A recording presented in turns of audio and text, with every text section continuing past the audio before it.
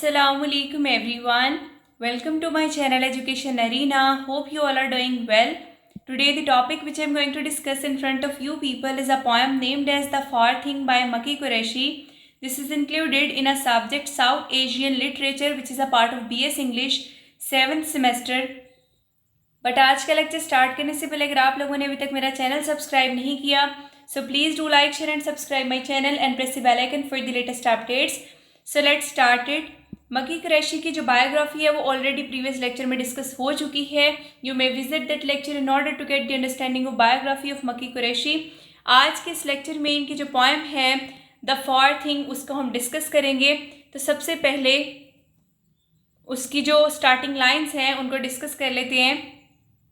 A pine cone, wide open, brought from a northern holiday to show my child after a decade in my drawer.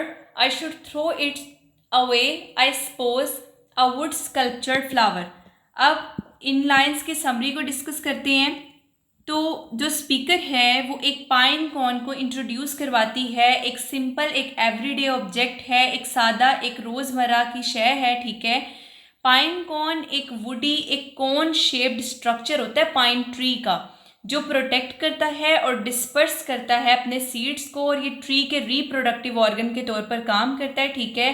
अब ये जो pine cone है, ठीक है, इसको जो स्पीकर है वो शुमाल की एक छुट्टी से वापसी पर लाई थी. ठीक है. यानी कि नॉर्थ में वो हॉलीडे स्पेंड करने गई थी, वहाँ से वापसी पर ये लेकर आई थी अपने बच्चे के लिए एक तोहफा या एक यादगार के तौर पर. ठीक है. With in the passage of time वक्त गुजरने के साथ साथ इसका जो फौरी मकसद है वो ख़त्म हो गया था और ये महज उसके ड्रॉवर में उसके दराज में 10 साल तक पड़ा रहा.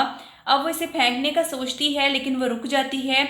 ये पाइन कॉन जो है फॉरगॉटन सोविनियर नहीं है, जिसका मतलब ये है कि कोई ऐसा गिफ्ट ऑब्जेक्ट जो कि ट्रिप या स्पेशल जो है वो ओकेजन से लाया गया हो. ठीक है. और with in the passage of time उसकी ओरिजिनल सिग्निफिकेंस जो है वो कहीं खो जाए या ख़त्म हो जाए.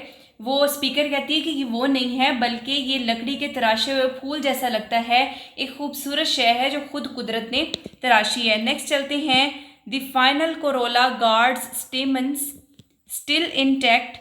It will grow in rain and a white air hair in the deserts perpetual weather. It gestates a towering conifer that will not happen. The carved petals, crown on crown, are lifted to no visible sun. यहाँ पर जो pine cone है वो एक potential life एक मुमकिना ज़िंदगी की अलामत बन जाता है और इसके अंदर बीज जो हैं वो अब भी महफूज हैं और अगर हालात साजगार हों तो ये एक अजीम जो है कॉनिफर ट्री के दरख्त में बढ़ सकते हैं. अब जो बारिश है और जो ज़रखेज़ फ़ज़ा वाली ज़मीन है उसमें ये परवान चढ़ सकता है था, लेकिन जो स्पीकर है वो डेज़र्ट में रहती है, वो सहरा में रहती है और ये एक ऐसी जगह है जहाँ पर मौसम हमेशा एक सा रहता है, बंजर और बेरहम. अब इस सख्त माहौल में दरख्त की जो नरिशमेंट है, जो नशोनुमा है वो इम्पॉसिबल है. पाइन कॉन जो है वो एक बुलंदो बाला कॉनिफर को अपने अंदर परवान देता है जो कभी हकीकत में वजूद नहीं पाएगा. अब जो इमेजरी यूज़ की गई है carved petals crown on crown की, ठीक है, ये इसकी शान व शौकत और इसकी ला हासिल हैसियत दोनों को जागर करती है. तह दर तह नहायत खूबसूरती से बनी हुई मगर ऊपर की सिमत चढ़ती हुई किसी दिखाई ना देने वाले सूरज की तरफ. पाइन कॉन अब जिंदगी के लिए तैयार है लेकिन इसकी ये तैयारी जो है वो वेस्टेड है, वो रायगा जाती है. नेक्स्ट चलते हैं. I put it back. It has like the bronzy charioteer a readiness for the far thing, monolithic as a mountain pine. His white gaze unfocused, he waits at the beginning.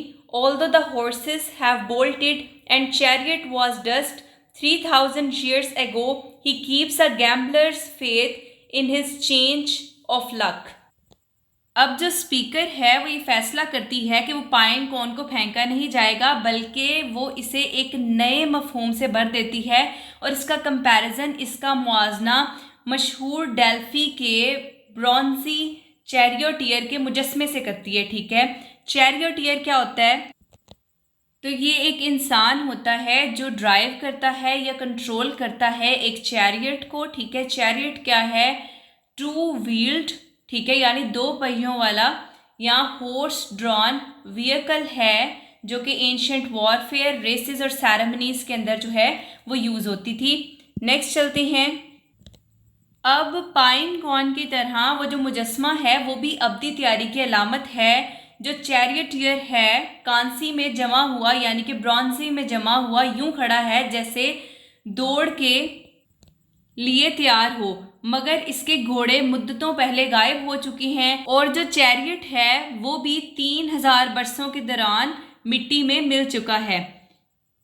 फिर भी इसका अंदाज यही बताता है कि वो मुंतज़िर है और इसकी जो नज़रें हैं मुस्तहिकम हैं और वो आगाज़ पर जमी हुई हैं।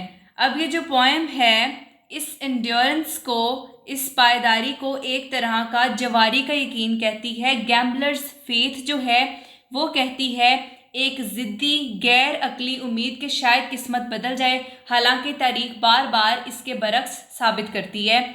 नेक्स्ट चलते हैं। अब जो पाइन कॉर्न है वो भी इसी खसूसियत का हामिल है। अगरचे ये सहरा में कभी नहीं उगेगा फिर भी ये इंटेक्ट रहता है, ये सालम है, अपनी मुमकिना ज़िंदगी को थामे हुए, यूं जैसे अब भी इस बारिश का इंतज़ार कर रहा हो जो कभी नहीं बरसने वाली। अब चलते हैं इस पोएम की ओवरऑल समरी की तरफ।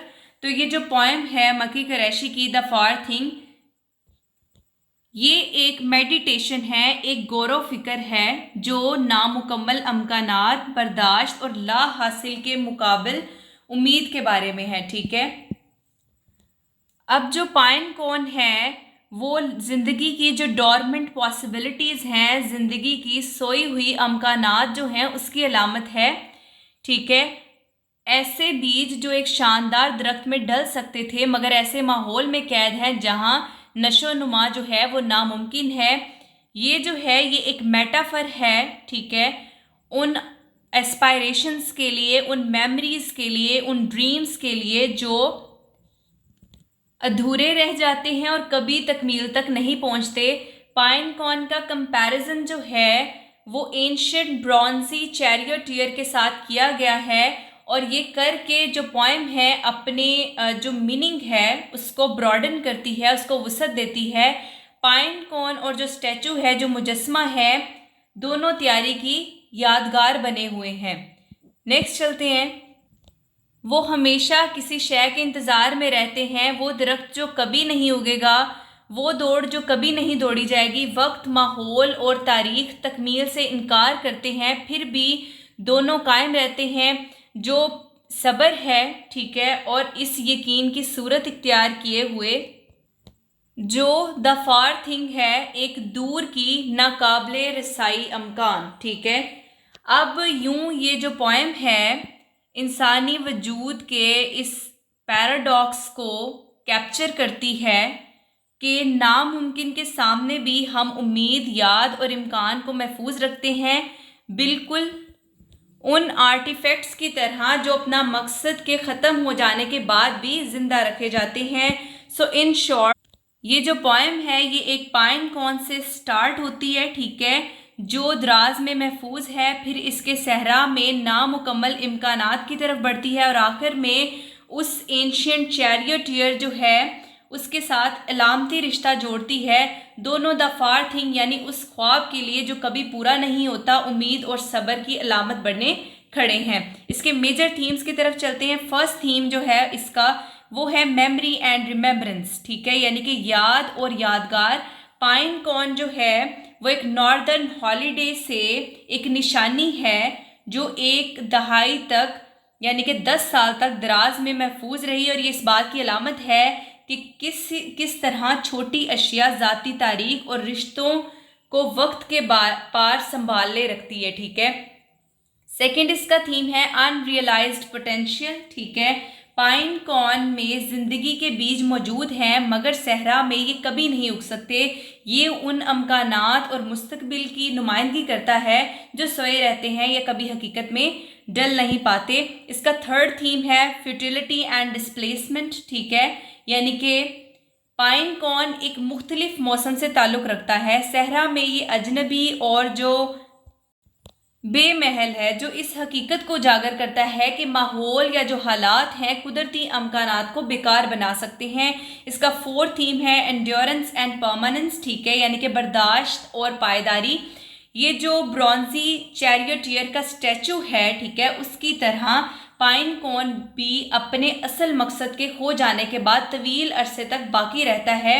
दोनों एक लाजवाल तैयारी की अलामत हैं जो अपने फॉर्म के अंदर फ्रोजन है, ठीक है। इसका लास्ट थीम है hope and faith beyond reason, ठीक है, यानी कि ला हासिली के बावजूद, फ्यूटिलिटी के बावजूद ये जो पोएम है इस चीज़ को एम्फसाइज करती है कि उम्मीद के ज़िद्दी तसलसल को, कि उनको इस चीज़ की उम्मीद है।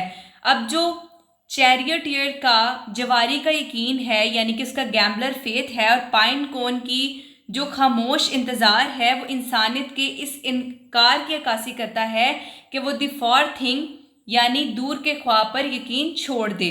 तो ये आज का हमारा लेक्चर था। Hope you guys understand my lecture, so please do like, share and subscribe my channel and press the bell icon for the latest updates. Inshallah in future I'll try to make more lectures for you people. Thank you very much.